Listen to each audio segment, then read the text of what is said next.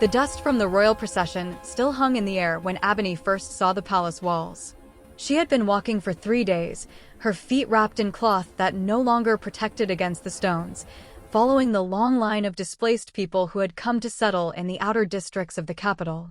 The Korean guards watched from their posts, hands resting on the hilts of their swords, as the African families passed through the lower gate. Kofi walked beside her, his gray hair tied back in the manner of their homeland, though the style meant nothing here. He had been a respected elder in their village before the ships came, before the long journey across waters that seemed to have no end. Now he was simply another foreigner in the empire of King Songjun, granted permission to live in the capital but forbidden from owning land or holding any position of authority. "Keep your eyes down," Kofi said quietly as they approached the checkpoint. "The officials prefer when we do not look directly at them." Abany nodded, though the instruction grated against everything her mother had taught her. In their village, meeting another's eyes showed respect, showed you had nothing to hide. Here, it was considered presumptuous, a challenge to the natural order that placed Koreans above all others. The official at the gate barely glanced at them. He made a mark in his ledger, pointed toward the eastern quarter, and waved them through. They joined the flow of people moving into the narrow streets where other Africans had already begun to build their new lives. The houses were smaller than what they had known, the wood unfamiliar, but there was relief in seeing faces that looked like their own, hearing the languages of home mixed with the halting Korean they were all learning. Kofi had arranged for them to stay with a family who had arrived 2 seasons earlier. The man, Adissa, greeted them at the door of a small dwelling that smelled of unfamiliar cooking and old smoke. His wife brought them water and rice, apologizing that there was no yam or plantain to offer. "You will grow accustomed to it," Adissa said as they ate. "The rice, the cold in winter, the way they look at us. It becomes normal in time." "I do not wish it to become normal," Abany said, then caught Kofi's warning glance. She lowered her voice. "I mean no disrespect. I am grateful for your hospitality." Adissa smiled without warmth. "You are young. You still think you can hold on to everything you were. But this is our life now. The sooner you accept it, the less you will suffer." That night, lying on a thin mat in the corner of the room, Abany listened to the sounds of the city. Dogs barking, voices raised in argument, the distant clang of the night watch making their rounds. She thought of her mother, buried in a land she would never see again. Her father, lost to fever during the crossing. Her sister, sold to a merchant in another province before they even reached the capital. She had promised her mother she would survive. That was all. Survive and perhaps one day find her sister again. It seemed both impossibly simple and unbearably difficult. In the morning, Kofi shook her awake before dawn. "Come. I will show you where we can find work." They walked through streets that were beginning to fill with merchants setting up their stalls, servants hurrying to fetch water, workers heading toward the workshops and construction sites that never seemed to stop growing in this vast city. Kofi led her to a large courtyard where dozens of people had already gathered, Africans and Koreans both, waiting to be chosen for the day's labor. A man in fine clothes walked among them, pointing at the strongest-looking men and directing them toward a wagon. Another selected women for kitchen work. Abany kept her head down as instructed, but she could feel eyes on her. "You," a voice said in Korean. "Come here." She looked up to find a well-dressed woman studying her with sharp eyes. The woman was perhaps 40, her hair elaborately styled in the manner of the Korean nobility, her robes embroidered with silver thread. "Can you sew?" the woman asked. "Yes, mistress." "Show me your hands." Abany held out her hands. They were rough from work, but her fingers were long and steady. The woman examined them as though inspecting livestock, then nodded. "I am Lady Hygiene. I serve in the household of Queen Mincio. We need women who can work with fabric, who can be trusted in the royal chambers. The pay is poor, but you will eat well and sleep under a roof that does not leak. Can you keep your mouth closed about what you see and hear?" "Yes, mistress. We will see. Follow me." Abany glanced back at Kofi, who nodded once. Then she followed Lady Hygiene through the streets toward the palace complex that dominated the center of the city. The palace was larger than anything Abany had imagined. The outer walls enclosed an area that could have held her entire village 10 times over. Inside, there were gardens and ponds, courtyards and gates, each one leading deeper into the heart of imperial power. Lady Hygiene walked quickly, not bothering to explain where they were going or what would be expected. They entered a building that housed the queen's servants and attendants. Dozens of women worked there, sorting through bolts of silk, stitching elaborate designs onto robes that would never be worn by anyone outside the royal family. Lady Hygiene showed Abany to a corner where several other African women sat working. "This is where you will sit. Watch what they do. Ask no questions unless you are confused about the work itself. Speak to no one about anything else. Do you understand?" "Yes, mistress." Lady Hygiene left, and one of the other women, a small woman named Amma, showed Abany the pattern they were working on. It was a design of cranes and clouds, traditional Korean symbols that meant nothing to Abany, but which she learned to reproduce with careful stitches. The work was tedious, but not difficult. What was harder was remaining silent, keeping her eyes on the fabric even when she could hear the Korean women whispering about her, about all of them. The words were spoken too quickly for Abany to understand most of them, but she recognized the tone. Disgust. Contempt. Fear, sometimes, as though their dark skin carried some contagion. Amma worked beside her without speaking until the midday meal, when they were given rice and soup and sent to eat in the courtyard. Only then did she lean close and whisper in their language. "Do not let them see you cry. Do not let them see you angry. If you work hard and stay quiet, you can remain here. The palace is better than the streets, better than the workshops where they beat the workers for moving too slowly. Here, we are beneath notice. That is a kind of safety. Does it not anger you?" Abany asked. "Being treated this way?" Amma's eyes darkened. "Every day. But anger without power is just pain. Save your strength for surviving." They returned to their work. The afternoon passed in silence, broken only by the sound of needles pulling through silk and the soft conversations of the Korean women across the room. Abany's fingers moved automatically, her mind drifting to thoughts of her sister, wondering if she too had found work somewhere, if she was safe. As the sun began to set, Lady Hygiene returned. She inspected their work, nodding at some pieces, frowning at others. When she came to Abany's section, she paused. "Who taught you to stitch like this?" "My mother, mistress." "The spacing is good. The tension is even. You may stay." She moved on without waiting for a response. That night, Abany returned to Kofi's dwelling exhausted, but with a small pouch of coins and a bundle of leftover rice from the palace kitchen. Kofi examined the coins carefully, then nodded. "This is good. If you can keep this position, we will have enough to live on. I have found work at the merchants' quarter, keeping records. They do not trust Africans with money, but they value those who can write and count in both Korean and our languages." "You never told me you could write Korean," Abany said. "I have been learning since we arrived. A man must be useful to survive." He paused, then added more quietly, "But we must be careful, Abany. We must draw no attention to ourselves beyond what is necessary for work. There are rumors in the market. Some of the Korean nobles are displeased with the king's tolerance of foreigners. They say we bring disorder, that we should be sent away or put under stricter control. But we have done nothing wrong. That has never mattered." Kofi's face was grim. "I have lived long enough to know that when powerful men need someone to blame for their troubles, they choose those who cannot defend themselves. We must be beyond reproach. Invisible, if possible." Abany thought of the Korean women in the palace, the way they had looked at her. She was not sure invisibility was possible when your skin marked you as foreign with every glance.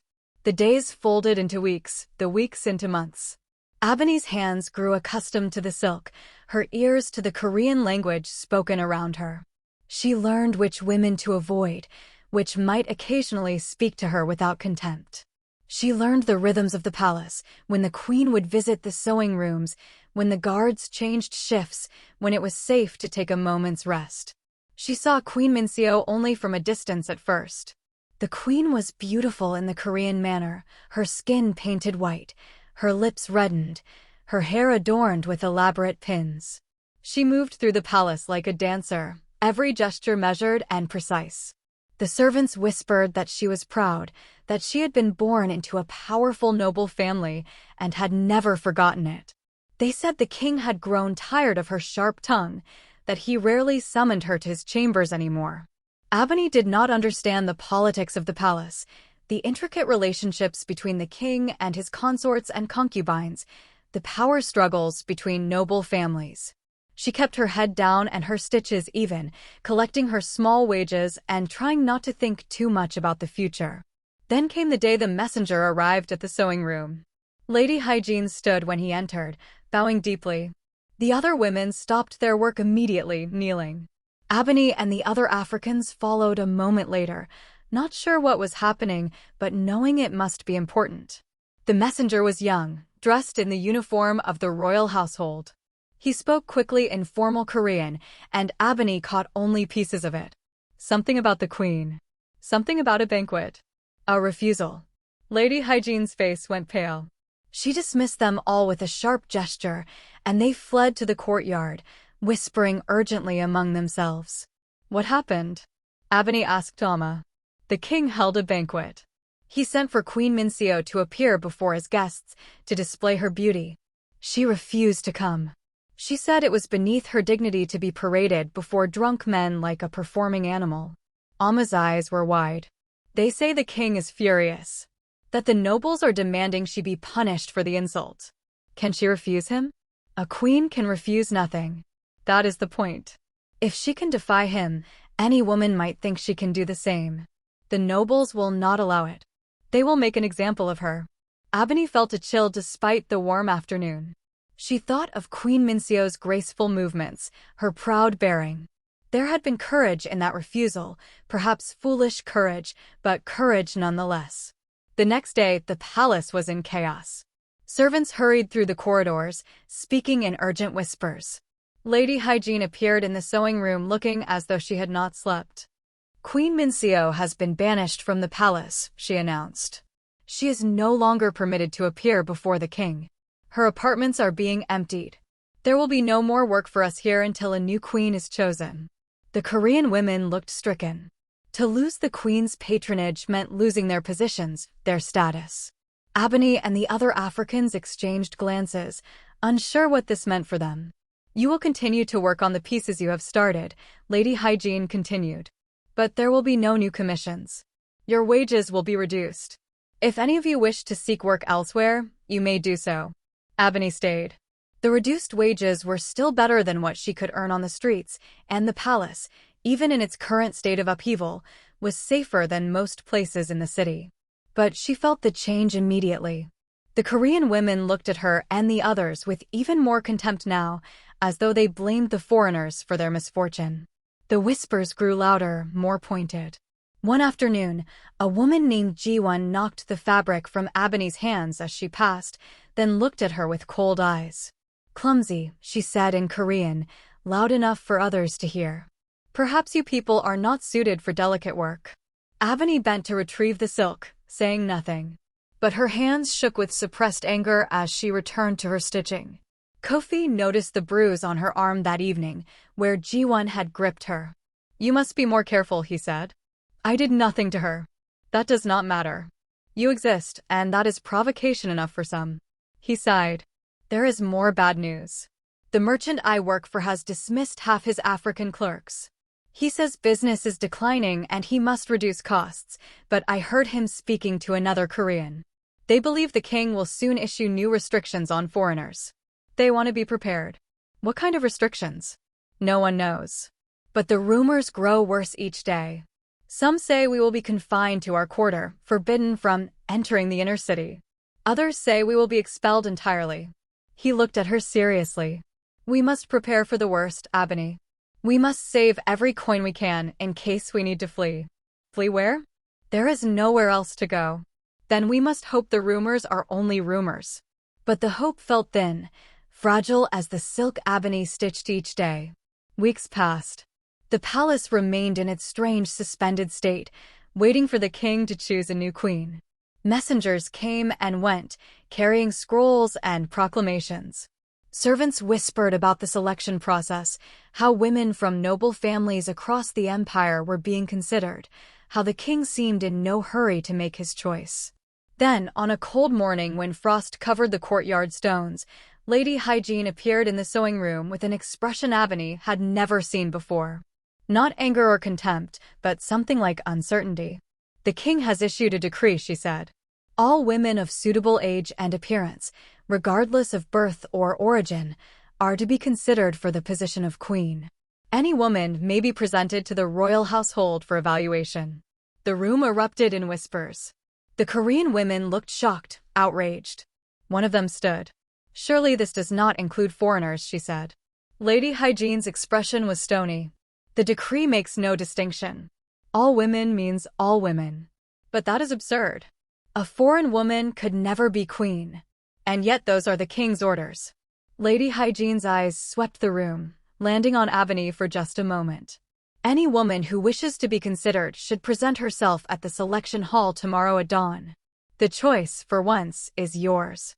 She left, and the room exploded into argument. The Korean women were furious, declaring it an insult to their traditions, a sign that the king had lost his reason. The African women sat in stunned silence, unsure what to make of this impossible opportunity. Amma leaned close to Abany. "You should present yourself." "Are you mad? They would never choose one of us." "Perhaps not. But think of what it would mean to be even considered. To stand before them not as a servant, but as a candidate for the highest position in the empire. To force them to look at you as though you were worthy. They would humiliate us. It would only make things worse." Or, Amma said quietly, "it might make someone think differently. It only takes one person to see you as human rather than as foreign. One person with power." Abany thought about it all day, her needle moving automatically through the fabric while her mind spun. It was foolish to even consider it. She would be rejected immediately, mocked, perhaps punished for her presumption. And yet the idea took root, grew stronger with each passing hour. That night, she told Kofi about the decree. His reaction surprised her. Instead of dismissing it immediately, he was quiet for a long time, his eyes distant. "You should do it," he said finally. "What?" "You should present yourself. Not because you will be chosen, but because you must be seen." He took her hands in his. "Abany, I have been watching the way the nobles speak, the way they look at us.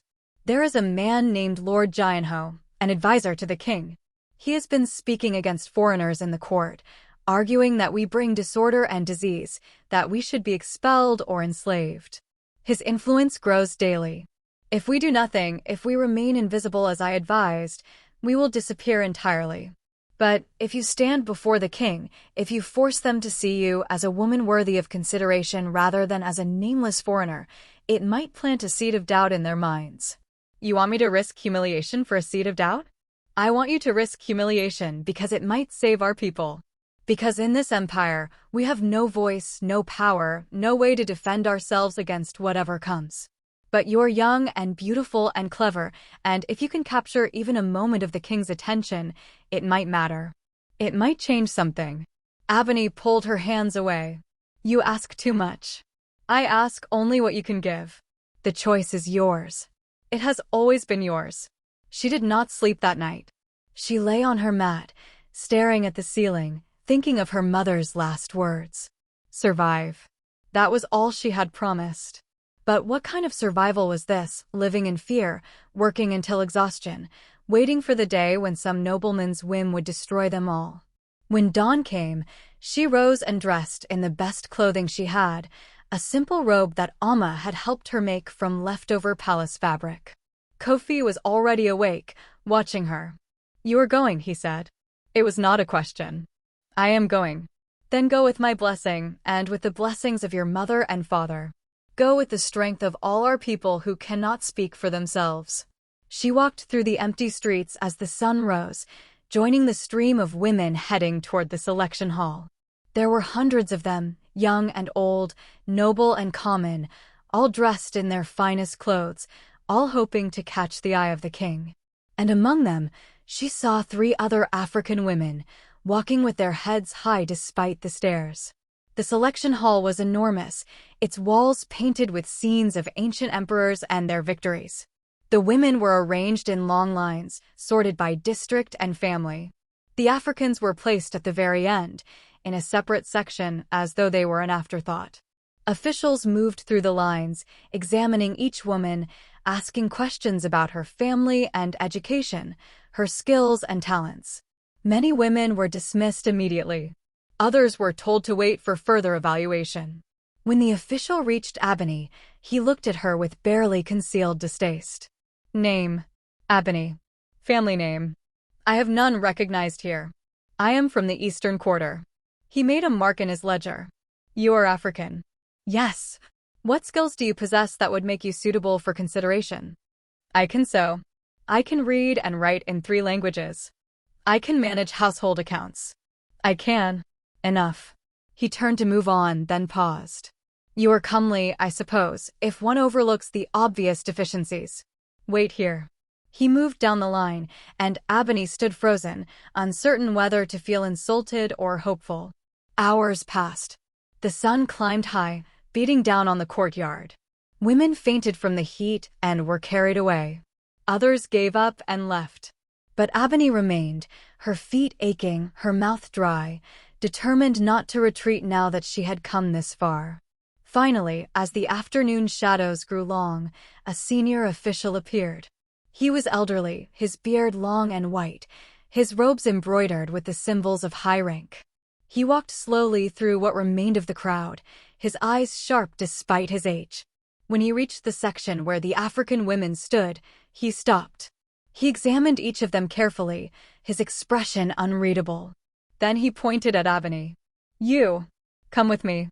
Her heart hammered as she followed him into the palace complex, through gardens and corridors she had never seen before. He led her to a small chamber where other women sat waiting, perhaps 20 in total. They were all beautiful, all dressed in elegant robes, all looking at her with expressions ranging from curiosity to outrage. Sit, the official said. You will wait here until you are summoned. He left, and the silence in the room was oppressive. Abany found a seat in the corner, trying to ignore the stares. One of the women, a stunning beauty with elaborate jewelry, leaned toward her companion. They cannot seriously be considering her, she whispered in Korean, not quietly enough. What is the empire coming to? Another woman laughed. Perhaps the king wishes to demonstrate his generosity to all his subjects. Or perhaps this is some sort of test to see which women are so desperate they will demean themselves by competing with foreigners. Abany kept her eyes down, her hands folded in her lap. She would not give them the satisfaction of seeing her react. An hour passed. Then another. One by one, women were called from the room. Some returned looking pleased, others near tears. When her name was finally called, Abany's legs felt weak as she stood. The official led her down another corridor, through another garden, to a pavilion overlooking a pond filled with golden fish. Inside the pavilion sat a man in simple but elegant robes, his back to them, watching the fish. The official bowed deeply. Your Majesty, the candidate Abany. The man turned, and Abany found herself looking at King Songjun. He was younger than she had expected, perhaps 30, with sharp features and eyes that seemed to see everything. He wore his authority casually, like a well-fitted garment, but there was something in his expression that surprised her. Not cruelty or indifference, but a bone-deep weariness. You may leave us, he said to the official, who bowed and retreated. Abany knelt, as she had seen the servants do, her forehead nearly touching the ground. Her heart beat so loudly she was certain he could hear it. Rise, the king said. I dislike speaking to the tops of heads. She stood, keeping her eyes lowered. Look at me. She raised her eyes and met his gaze. For a moment, neither of them spoke.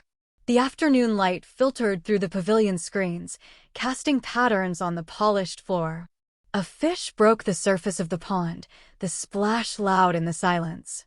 You are the first African woman who has been brought before me today, the king said finally. Do you know why you are here? To be considered for the position of queen, your majesty. And do you think you would make a suitable queen? The question was so absurd that she almost laughed. But there was no mockery in his tone, Only genuine curiosity.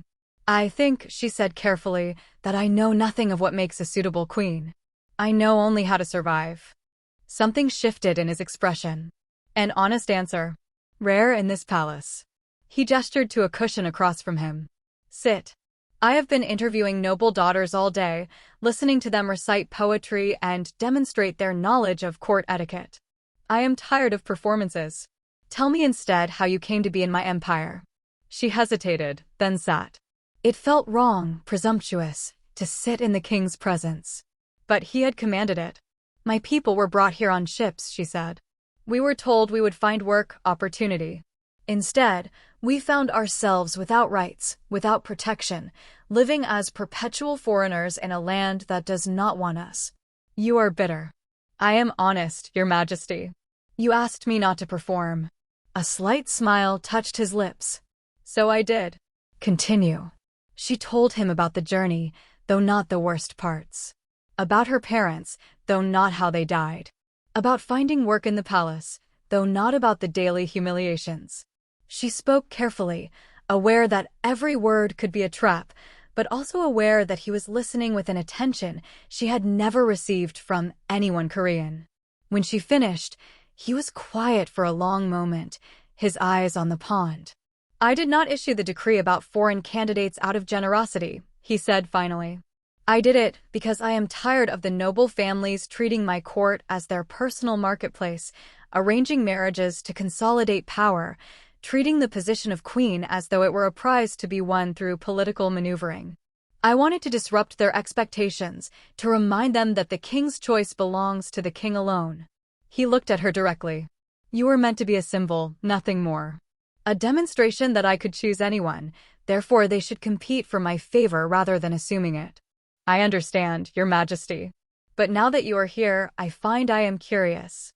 What would you do if you became queen? I would survive, she said immediately. I would learn what needed to be learned. I would serve as well as I could. That is all. She thought of Kofi's words, of the seed he hoped to plant. I would try to ensure that your foreign subjects were treated with justice. That we were judged by our actions rather than our origins. A political answer after all. A true one, Your Majesty. You asked what I would do. That is what I would do. He studied her face, and she forced herself not to look away. She could see him weighing something, calculating odds she could not understand. You may go, he said finally. You will be informed of my decision. She bowed and left, her legs unsteady, not sure whether she had helped her people or condemned herself to mockery. The official led her back through the palace. As they walked, she saw other women being dismissed, their faces telling stories of disappointment or relief. When they reached the outer gate, the official paused. The king spoke with you longer than anyone else today, he said, his tone neutral. That is unusual. I cannot say why, honored sir. Neither can I. But you should return to your work and wait. The decision will be made within the week. She walked back through the city as evening fell, her mind spinning. When she reached Kofi's dwelling, he was waiting with barely contained anxiety. What happened? She told him everything, and when she finished, he sat back with an expression she could not read. He listened to you, Kofi said slowly. He truly listened. That is more than I dared hope for. It means nothing. I am sure he was simply curious about a novelty. Tomorrow he will choose some noble daughter, and this will all be forgotten. Perhaps. But perhaps not. He gripped her hand. If he chooses you, Abany, everything will change. Not just for you, but for all of us. You must be prepared for that possibility. How do I prepare to become a queen? You prepare by remembering who you are. By staying true to yourself even when they try to remake you into something else. By being strong enough to bend without breaking. She thought of Queen Mincio, who had refused to bend and been banished for it. She thought of her mother, who had bent and bent until she finally broke. There had to be some way between those extremes, some way to survive with dignity intact. The next days were torture. Abany returned to work in the sewing room, enduring the stares and whispers of the Korean women who had heard about the selection. Amma and the other African workers looked at her with a mixture of hope and fear, as though she had become dangerous to be near. On the third day, Lady Hygiene appeared in the doorway, her face carefully blank. Abany, come with me. The room fell silent. Abany set down her work with trembling hands and followed Lady Hygiene into the corridor. The king has made his choice, Lady Hygiene said without preamble. Against all expectation, against all tradition, against all common sense, he has chosen you. Abany's vision darkened at the edges. She reached out to steady herself against the wall. That is impossible. And yet it is done. You are to be prepared for presentation to the court in 3 days' time. You will be moved to the royal chambers immediately. You will be given attendants, tutors, everything you need to learn how to comport yourself as queen. Lady Hygiene's voice was sharp. I do not understand the king's reasoning. I do not approve of this decision. But I am commanded to serve you, and so I shall. Do not make me regret my obedience. She led Abany through the palace to a suite of rooms so large and beautiful that they seemed unreal. There were silk screens painted with mountains and rivers, furniture inlaid with mother-of-pearl, windows that looked out over gardens Abany had never been permitted to enter. 3 women were already waiting, servants who would attend to her every need. They will help you bathe and dress, Lady Hygiene said. Then the lessons will begin. You have 3 days to learn what noble daughters spend their entire lives studying. It will not be enough time, but it will have to suffice. She left, and the servants approached Abany with expressions of professional neutrality. They undressed her without speaking, led her to a bath heated with stones, washed her hair with oils that smelled of flowers she could not name. They dressed her in robes of silk so fine they seemed to float, arranged her hair in the Korean style, painted her face with white powder and red rouge. When they finally allowed her to look in the polished bronze mirror, she did not recognize herself. The woman looking back at her could have been Korean, at least at first glance. The styling hid some of her features, transformed others. But her skin remained dark beneath the powder, her face still her own despite the cosmetics. She looked like something caught between 2 worlds, belonging fully to neither. The lessons began immediately. A tutor arrived to teach her formal Korean, the elevated language used in court. Another came to instruct her in proper walking, sitting, bowing, eating, every gesture prescribed and practiced until it became automatic. A third taught her the history of the kingdom, the names of important families, the subtle hierarchies that governed every interaction. Her head spun with information. At night, lying in the enormous bed that felt more like a cage than a comfort, she stared at the ceiling and wondered if she had made a terrible mistake. She had wanted to be seen, to force the court to acknowledge her humanity. But this transformation into a queen felt like an erasure, as though she were disappearing beneath layers of silk and tradition. On the 2nd day, Kofi was permitted to visit.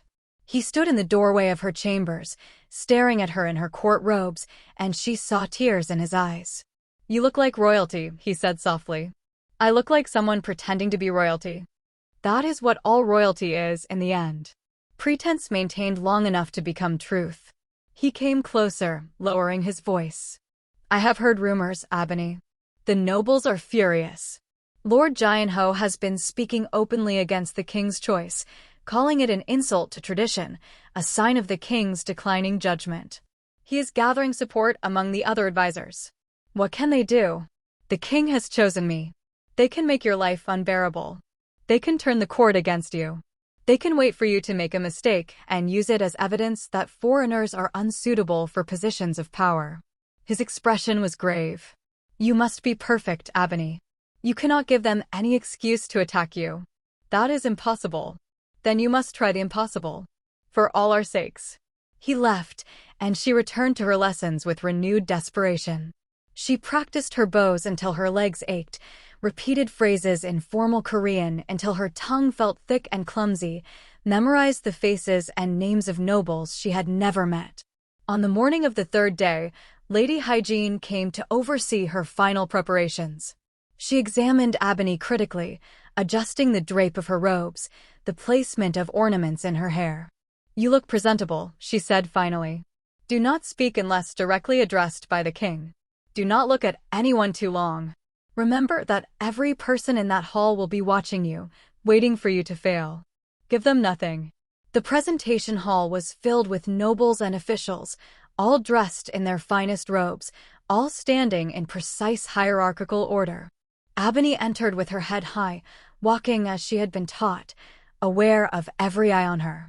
The whispers started immediately, a susurrus of shock and disapproval that followed her down the long aisle toward the throne where King Songjun sat.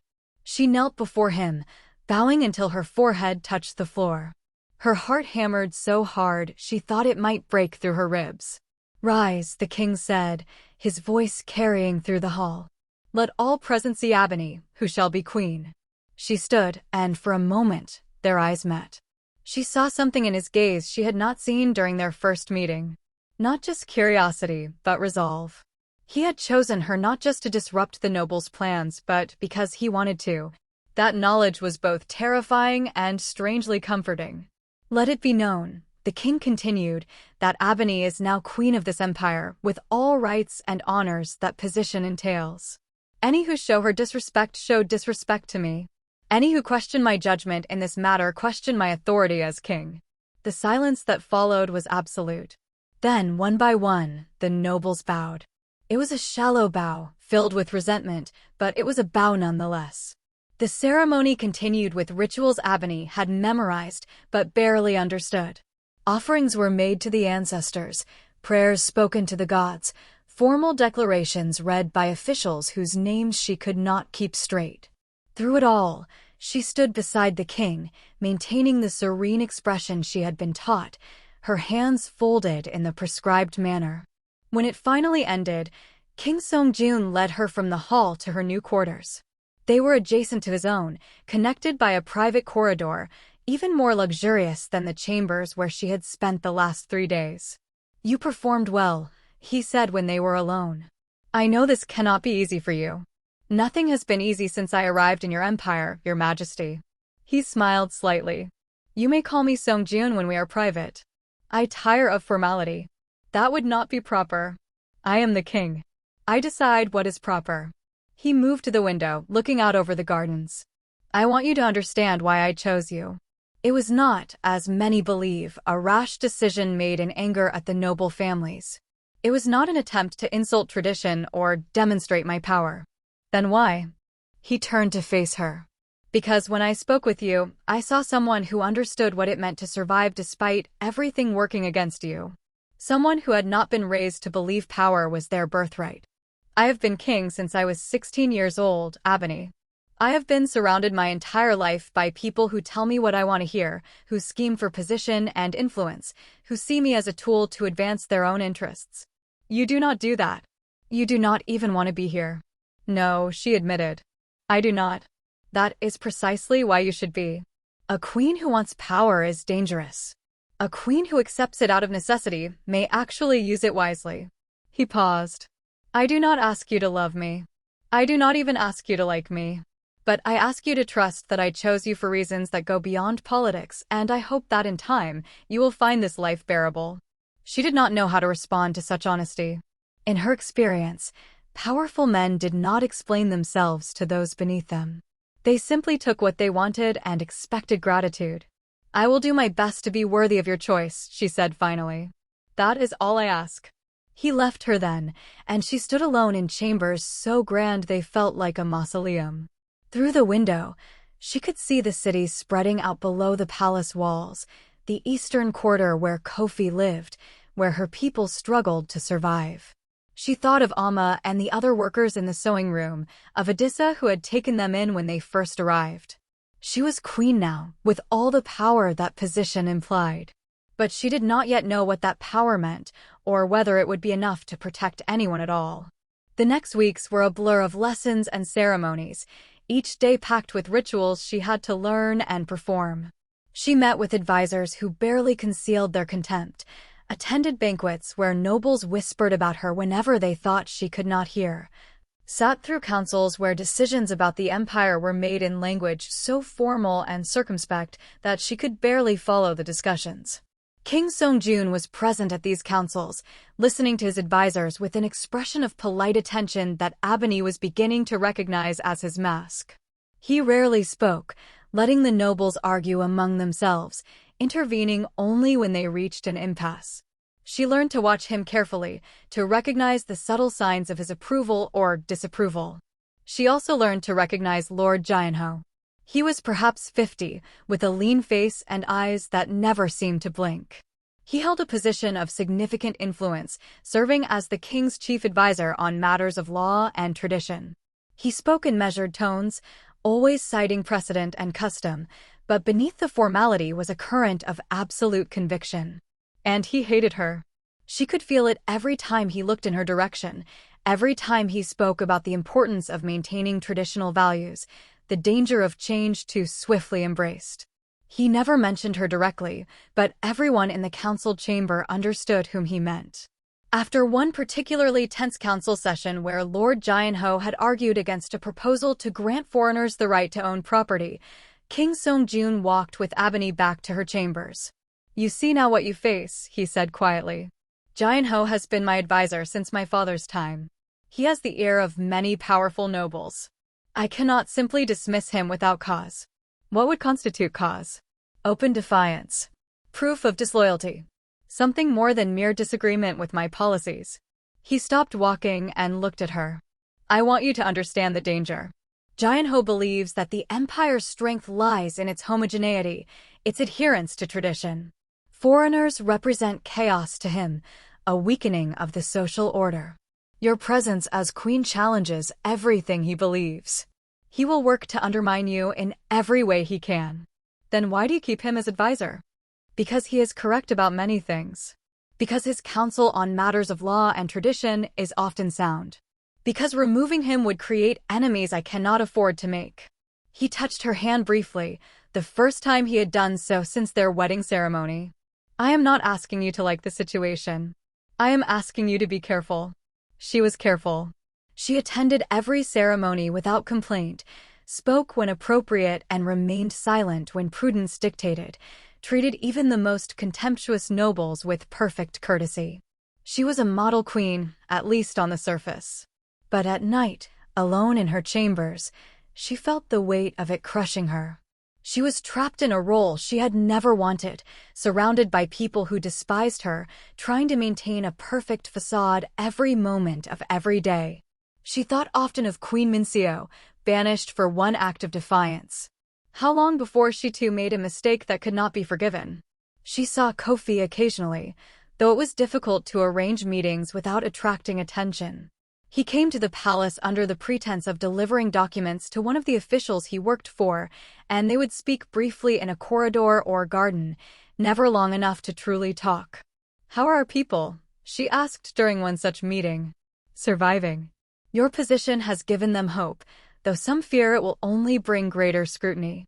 He looked at her carefully. "You seem tired, Abany." "I am always tired. I sleep in silk and wake exhausted." "Is the king kind to you?" "He is distant. Formal. We speak rarely, and when we do, it is always about matters of state, never anything personal. I do not think he wants a wife so much as an ally. Perhaps that is for the best. An ally is a role you can manage." She was not sure she agreed, but she did not say so. Instead, she asked, "Have you heard any news of my sister?" Kofi's expression grew sad. "I have made inquiries. The merchant who bought her has estates in the southern provinces. She is well treated, they say, though I do not know if that means anything. At least she is alive." It was cold comfort, but it was all Abany had. 3 months after her coronation, disaster struck in a form she had not anticipated. A delegation arrived from one of the northern provinces, seeking an audience with the king. They brought news of a drought, of crops failing, of people beginning to starve. They asked for aid, for grain from the royal storehouses, for relief from their tax burden. The council met to discuss the request. Lord Jianho argued against providing assistance, citing the empire's own needs, the importance of maintaining reserves in case of invasion or other disasters. "These northern provinces have always been troublesome," he said.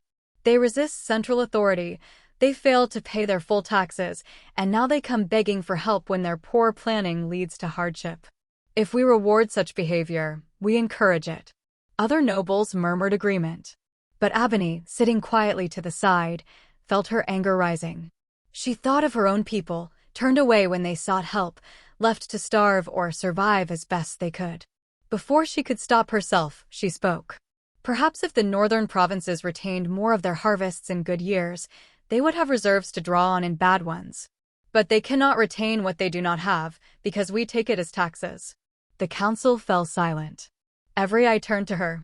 Lord Jianho's expression was unreadable. The queen speaks out of turn, he said mildly. Perhaps she does not understand the complexities of governance. I understand that people are starving, Abany said, her voice steady despite her racing heart. I understand that we sit in this palace, surrounded by plenty, while those who actually grow the food go hungry. I understand that seems wrong. What seems wrong and what is wrong are not always the same thing, Lord Jianho replied. The empire requires order. Order requires sacrifice. Those who cannot make the necessary sacrifices cannot be permitted to weaken the whole. And who decides who must sacrifice? Those who have never known hunger. The temperature in the room seemed to drop. King Songjun remained silent, watching the exchange with an inscrutable expression. Lord Jianho smiled, but there was no warmth in it. The queen's compassion does her credit. But compassion without wisdom leads to ruin.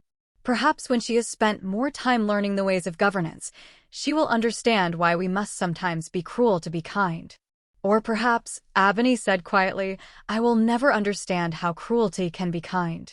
She bowed to the king and left the chamber before anyone could respond. Her hands were shaking, her breath coming fast. She had broken every rule, spoken out of turn, challenged a senior advisor, revealed her ignorance and her anger. Kofi's warnings rang in her ears. She had just given them exactly the excuse they needed to dismiss her as unsuitable. That evening, King Songjun came to her chambers. She knelt immediately, her forehead to the floor. Forgive me, your majesty. I spoke without thinking. I have brought shame upon your house. Rise, he said. When she did, she saw that he looked more thoughtful than angry. What you said in council today was foolish. You have no standing to question my advisors, no knowledge of the intricacies of tax policy or provincial management. You made yourself look ignorant and impulsive. I know. But you were also right. He moved to the window, his back to her. The tax burden on the northern provinces is excessive. I have known it for years. But every time I suggest reducing it, Jianho and the others argue that it would set a dangerous precedent, that other provinces would demand the same, that the empire's revenue would collapse. They may be correct. Or they may simply be protecting the interests of the noble families who profit from the current system. Then why do you listen to them? Because a king who ignores all counsel soon finds himself without a kingdom. He turned to face her. But a king who never acts on his own judgment is not really a king at all, is he? He is simply a puppet mouthing the words others script for him. What will you do? I will send aid to the northern provinces. Enough grain to see them through until the next harvest, and a reduction in their tax burden for the next 2 years. Jianho will be furious, but he will accept it because he has no choice. He paused. And I will do it because you reminded me why I became king in the first place. Not to maintain the order that benefits those already in power, but to serve all the people of this empire, even those who have no voice in my council chambers. Abany felt something shift in her chest. Thank you, your majesty. Songjun, he reminded her gently. And you should know that you have made an enemy today. Jianho will not forget this. He will look for every opportunity to prove that you are unsuitable, that foreign influence in the palace leads to weakness and disorder. I have been careful to give him no such opportunity.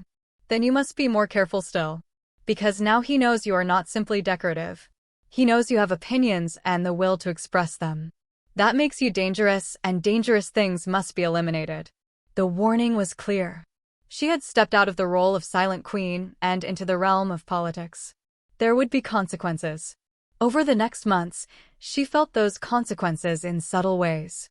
Servants who had begun to warm to her grew distant again. Nobles who had started to treat her with basic courtesy returned to cold formality. Rumors circulated about her interference in council matters, her presumption in questioning those wiser and more experienced than herself. But she also received unexpected support.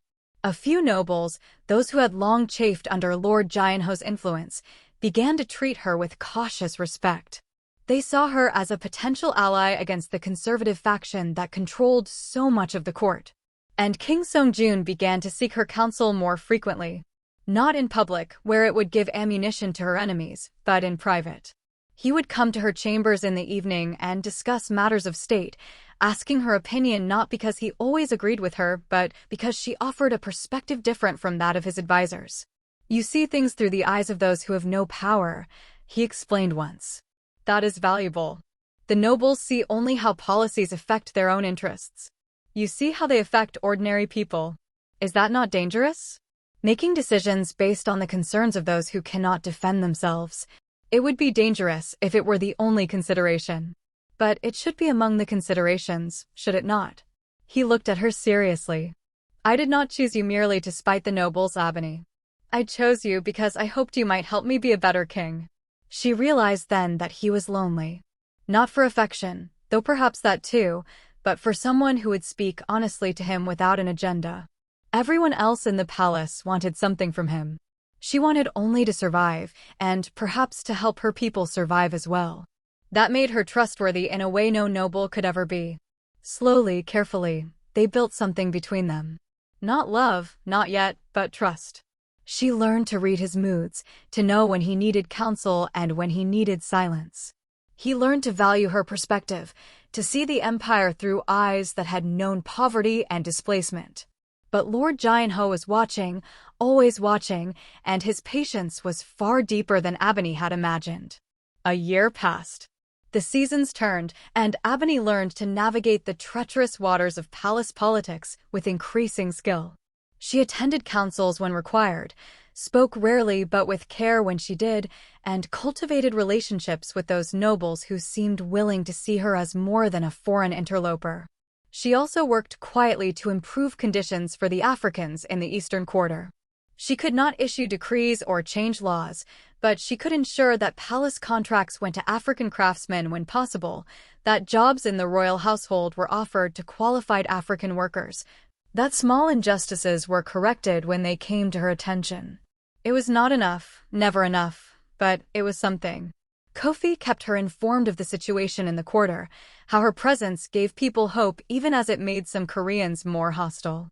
There had been incidents, fights between Korean and African workers, accusations of theft and disorder that always seemed to target the foreign population. Lord Jianho's influence, Kofi said during one of their secret meetings. He does not act directly, but he has supporters in the city who take his views as permission to harass us. They say foreigners are becoming too bold, that we forget our place. Your position emboldens us, and that frightens them. Should I step back? Become less visible? No. Kofi's voice was firm. They will hate us regardless of what you do. Better to use whatever power you have to protect us while you can. While you can. The words stayed with her. They both knew her position was precarious, dependent entirely on the king's favor. If that favor faded, she would be as vulnerable as any other African in the city. But the king's favor did not fade. If anything, it grew stronger. He sought her company more frequently, not just for political advice, but for conversation.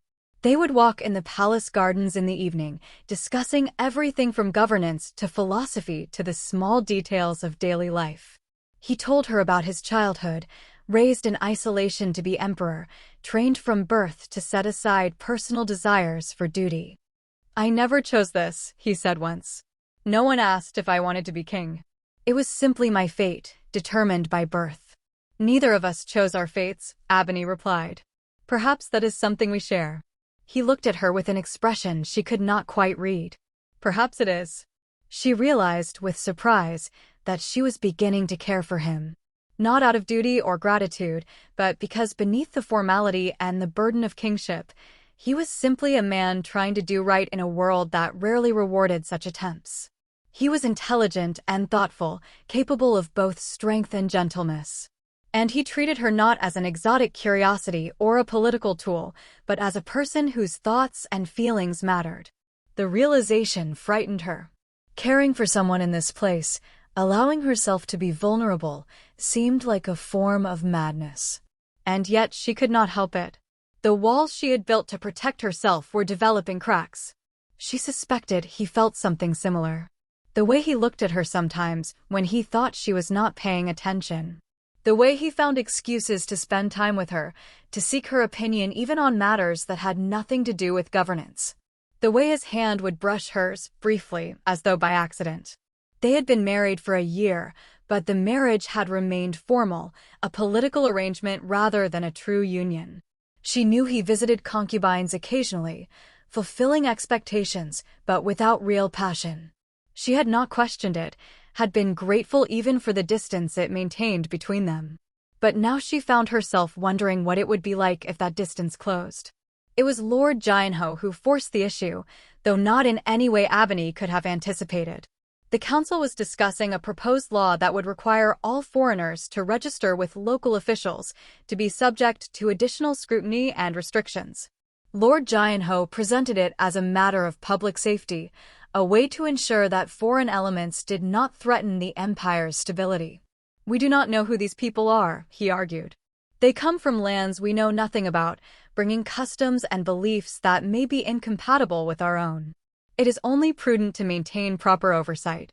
Several nobles voiced their support. Abany sat silent, her hands clenched beneath her robes. The law would make life unbearable for her people, turning them from residents into suspects, requiring constant proof of their right to exist. King Songjun listened without expression, then asked, "Would this law apply to all foreigners or only to certain groups?" "To all foreigners, Your Majesty," Lord Jianho said smoothly. Though in practice, it would primarily affect the African population, as they represent the largest foreign presence in the capital. "I see. And would it apply to the Queen?" The council fell silent. Lord Jianho's smile did not waver, but something flickered in his eyes. "The Queen is a special case, Your Majesty. Surely we need not. The Queen is African. By your own definition, she is foreign. So I ask again, would this law apply to her?" "It would be inappropriate to apply such restrictions to Her Majesty. So the law would not apply equally to all foreigners. It would apply to those without power to resist it." King Songjun's voice was quiet, but there was steel beneath it. "That is not law, Lord Jianho. That is persecution dressed in legal language. I beg Your Majesty's pardon, but the safety of the Empire. The safety of the Empire is not threatened by people seeking honest work and attempting to build lives for themselves. It is threatened by those who sow division and hatred, who seek to elevate themselves by pushing others down." The king stood. "This law will not be enacted. This discussion is concluded." He left the chamber, and after a moment, Abany followed. She found him in the corridor, his shoulders tense, his hands balled into fists. "You made an enemy of him today," she said quietly. "He has been my enemy for longer than you know. He simply hid it better." Songjun turned to face her. "He wants you gone, Abany. Not just from the palace, but from the Empire entirely. He sees you as a symbol of everything wrong with my rule. Foreign influence, departure from tradition, weakness in the face of change. As long as you are queen, he will work to undermine me. Then perhaps I should step aside. For the good of the Empire, for your sake." "No." He took her hands in his, the first time he had done so deliberately, intimately. "I chose you knowing it would be difficult. I chose you because I wanted someone beside me who understood what it meant to fight simply to exist. I will not abandon you to make my rule easier. That would make me the weak King Jianho claims I am." She looked up at him, at the determination in his eyes, and felt something break open in her chest. "Why do you care so much?" "I am just one person. There are 100 noble women who would make your life simpler. I do not want simple. I want real." His voice dropped to barely a whisper. "I want someone who sees me as I am, not as the crown I wear. I want someone who challenges me, who makes me better. I want you, Abany. Not as a political statement or a symbol. As my wife. As my partner. As the person I choose above all others." The walls around her heart, already cracking, crumbled entirely. She had spent so long protecting herself, maintaining distance, refusing to hope for anything beyond survival. But here was this man, this king, offering her something she had never dared to want. "I am frightened," she admitted. "So am I. But perhaps we can be frightened together." He kissed her then, gently at first, then with growing passion. And for the first time since she had arrived in this foreign land, Abany felt like she had found something resembling home. Their relationship changed after that. They were still formal in public, maintaining the dignity expected of royalty. But in private, they were simply Songjun and Abany, two people who had found unexpected connection in a world determined to keep them apart. He came to her chambers at night, and they would talk for hours before falling asleep in each other's arms. He told her about his fears for the empire, his doubts about his own ability to rule well, his frustration with advisors who cared more about their own power than the welfare of the people. She told him about her mother's death, her sister's absence, the weight of representing her entire people with every action she took. "I am not strong enough for this," she confessed one night. "You're stronger than you know. Strength is not the absence of fear, Abany. It is continuing despite the fear." She hoped he was right. Because Lord Jianho's anger was growing more obvious, more dangerous. He challenged every decision the king made that could be linked to Abany's influence. He spoke openly about the need for tradition, for maintaining the empire's cultural purity, for resisting foreign contamination. And he began to gather support in earnest. Not just among nobles who shared his conservative views, but among common Koreans who felt threatened by change, who believed that foreigners were taking jobs and opportunities that should belong to native-born citizens. There were protests in the streets, angry rhetoric in taverns and marketplaces, a growing sense that something fundamental was being lost. Kofi brought her news of increasing violence in the Eastern Quarter. Korean gangs attacking African workers, homes burned, people beaten for no reason other than their origin. The city guards did little to intervene, and when they did, the punishments for Korean perpetrators were far lighter than those imposed on African victims of similar crimes. "It is getting worse," Kofi said, his face lined with worry. "People are frightened. Some are leaving the city, heading south or west, hoping to find places where the hatred is less intense. But most have nowhere else to go. This is our home now, for better or worse. I must speak to Songjun. He can deploy more guards, ensure better protection, and give Jianho more evidence that you control the king, that foreign influence has corrupted his judgment. Every protection you secure for us becomes a weapon in their hands." "Then what should I do? Watch our people suffer and do nothing?" "I do not know," Kofi admitted. "I only know that every choice you make has consequences that ripple out in ways we cannot predict. You must be wiser than your enemies, more patient, more strategic. And you must be prepared for them to strike when you are least expecting it." The strike came 3 months later, in a form that made Abany realize just how deeply Lord Jianho's hatred ran. She was walking in the palace gardens with 2 of her attendants when a messenger approached, bowing low. "Your Majesty, there has been an incident in the Eastern Quarter. Elder Kofi has been arrested." Her blood went cold. "On what charge?" "Treason, Your Majesty.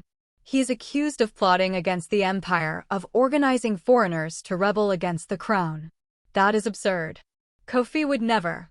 He has been taken to the magistrate's prison. He will be tried in 3 days." Abany dismissed the messenger and hurried to find Songjun. She found him in his study, reviewing reports from provincial governors. When he saw her face, he set the documents aside immediately. "What has happened?" She told him, her words tumbling over each other in her haste. "It is a lie. Kofi is loyal to the empire. He has done nothing wrong. This is Jianho's doing, I know it. He is trying to hurt me through Kofi." "Slow down. Tell me everything you know." She forced herself to breathe, to speak more calmly. "Kofi has been like a father to me. He kept me alive on the journey here, found me work, taught me how to survive in this city. He is an elder in our community, yes, but he has always counseled peace and patience. He would never advocate rebellion. But he might advocate for better treatment of foreigners. He might speak against policies that harm your people. Is that treason? It is if the right accusations are made, if the right witnesses testify, if the magistrate is inclined to see rebellion in every criticism." Songjun stood, pacing. "You are right that this is Jianho's work. He knows I will have to intervene to save Kofi, and when I do, he will claim I am sacrificing justice to please my foreign wife. Or I can allow the trial to proceed, and Kofi will almost certainly be convicted, and you will never forgive me. A perfect trap. Yes. He took her hands. But I will not let him succeed. I will not allow an innocent man to be convicted to satisfy political ambitions. I will speak to the magistrate, ensure that the trial is fair, that false testimony is rejected. Jianho will have ensured the magistrate is sympathetic to his cause. Then I will replace the magistrate and prove his point about your judgment being compromised. They stared at each other, both seeing the impossibility of the situation. Any move they made would give Lord Jianho ammunition. Any failure to act would result in Kofi's death. There must be another way, Abany said desperately. Some way to expose the plot, to prove Kofi's innocence without requiring your intervention. If such evidence exists. But if Jianho has orchestrated this carefully, he will have ensured there is no easy way to untangle his lies. Abany thought furiously, running through everything she knew about the palace, the court, the intricate web of relationships and obligations that governed every interaction. Then an idea came to her, audacious and dangerous. I will attend the trial, she said. That is not done. Queens do not involve themselves in legal proceedings. Queens do not do many things that I have done. I will attend as a witness, testify to Kofi's character. It will not be an order from you, simply a queen exercising her right to speak on behalf of someone she knows. Jianho will twist it into evidence of your foreign sympathies, proof that you place loyalty to your own people above loyalty to the empire. Let him try. I will make it clear that my loyalty to Kofi comes from personal knowledge of his character, not from any ethnic solidarity. I will emphasize that he has been loyal to the empire, that he has worked to help foreigners integrate rather than resist. I will turn his supposed treason into evidence of his dedication to peace. Songjun looked at her with something like awe. You have learned to think like them, to turn their own weapons against them. I have learned from the best strategist I know. She squeezed his hands. But I need your permission. I cannot attend without your consent. You have it. Though I fear where this will lead. So do I. But I will not let Kofi die because I was too frightened to act. The next 3 days were agony. Abany was not permitted to visit Kofi in prison, but she sent messages through intermediaries, letting him know she was fighting for him. She also began gathering her own evidence, speaking to Africans who knew Kofi, documenting his history of peaceful counsel, preparing her testimony with the care of a general planning a battle.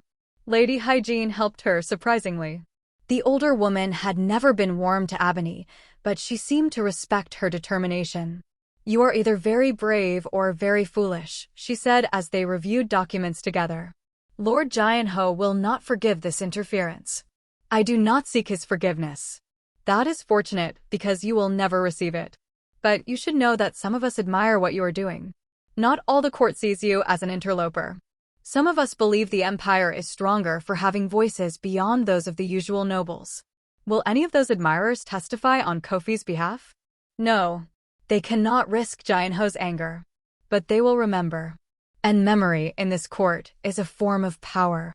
The trial was held in the main hall of justice, a building near the palace where magistrates heard cases involving nobles and matters of imperial concern. Abany arrived in her finest robes, attended by her servants, making it clear that she came as queen, not as a private citizen. The hall was packed with nobles and officials, all eager to witness this unprecedented scene. Lord Jianho sat in the front row, his expression serene, but his eyes bright with anticipation. Kofi was brought in under guard, his hands bound, his face composed despite the circumstances. When he saw Abany, his eyes widened in shock, then filled with tears. He shook his head slightly, as if to say she should not be here, should not risk herself for him. But she met his gaze steadily, willing him to trust her.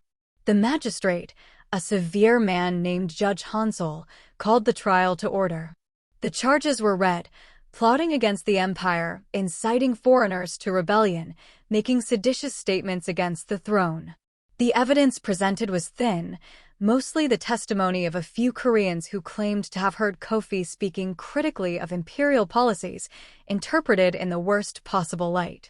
When it was the defense's turn, no one stood. Kofi had been unable to secure a lawyer willing to take his case, not with Lord Jianho's influence looming over the proceedings. Abany rose from her seat in the gallery. "I wish to testify on behalf of the accused." The hall erupted in whispers. Judge Hansel looked startled, then concerned. "Your Majesty, it is highly irregular for a member of the royal family to testify in a criminal trial. And yet there is no law against it, is there, Judge Hansel? I am permitted to speak in my own defense if accused, am I not? And I am permitted to offer testimony in any proceeding where I have relevant knowledge. I have known Elder Kofi since I arrived in this empire. I can attest to his character and his actions." The judge looked to Lord Jianho, who stood smoothly. Perhaps the Queen does not understand that her personal feelings toward the accused are not relevant to the legal question at hand. We are not questioning whether Elder Kofi has been kind to Her Majesty, but whether he has committed treason against the Empire. I understand the charge perfectly, Lord Jianho, and I can testify to facts relevant to determining whether that charge is true. She moved to the witness platform, holding herself with perfect regal bearing. I will place my testimony under oath, bound by all laws that govern such proceedings. The judge had no choice but to allow it. Abany swore the required oath, then turned to face the court. "I have known Elder Kofi for more than 2 years," she began. "In that time, I have never heard him speak against the Empire or advocate for rebellion. On the contrary, when other Africans spoke of their anger at mistreatment, when they wondered aloud whether they should leave the Empire or organize to demand better conditions, Kofi always counseled patience and faith in the king's justice. He told them to work hard, to prove their worth through dedication and service, to earn the respect of their Korean neighbors rather than demanding it." "But did he not speak critically of certain policies?" Lord Jianho interjected. "Did he not express discontent with the treatment of foreigners?" "He expressed concern, as any thoughtful person would when witnessing injustice." "But concern is not treason, Lord Jianho. If it were, half the empire would be guilty." He spoke of his hope that conditions would improve, not of his intention to force that improvement through violence or rebellion. Hope is a luxury those plotting against the throne often claim to excuse their actions. "Then show me the actions. Show me evidence of actual plotting, of weapons gathered, of rebels organized. Show me anything beyond words taken out of context and interpreted with maximum hostility." She looked directly at Lord Jianho. "Or admit that this trial is not about treason at all, but about punishing a man for being foreign and having the audacity to speak his mind." The hall went silent. It was the most direct challenge Abany had ever made to Lord Jianho, and everyone present understood the stakes. Lord Jianho's mask finally slipped. His expression hardened, his voice taking on an edge. The Queen reveals her true sympathies. She places loyalty to her own people above loyalty to the Empire. She would sacrifice justice to protect a fellow African, regardless of his crimes. "I place loyalty to truth above all else," Abany shot back. "And the truth is that you have brought false charges against an innocent man to score political points and to intimidate the foreign population into silence. That is not justice, Lord Jianho. That is tyranny dressed in legal robes." The hall erupted into chaos. Nobles shouted, some in support of Abany, others condemning her.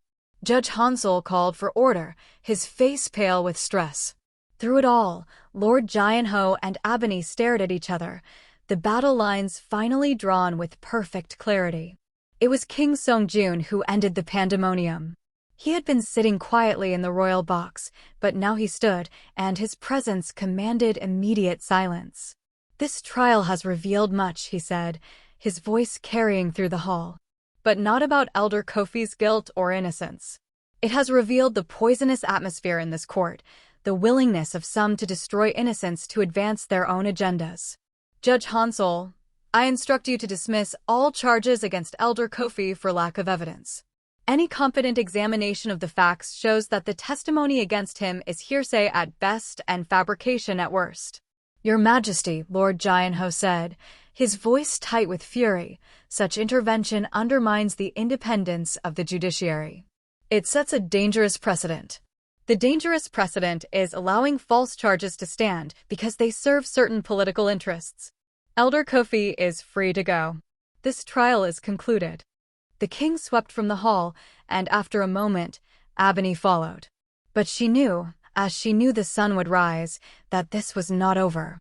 She had won this battle, but the war had only begun.